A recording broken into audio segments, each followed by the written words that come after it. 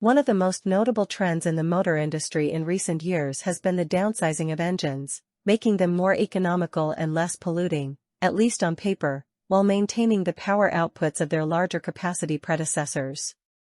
In the days when engine technology was less advanced than it is now, what we would now consider monster motors were far more common.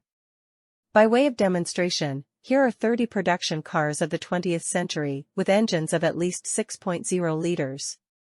Note that some of the engines were available in many more models than are listed here, and that we're avoiding racing cars such as the fabulous Fiat S76, also known as the Beast of Turin, whose four-cylinder unit measured a whopping 28.4 liters.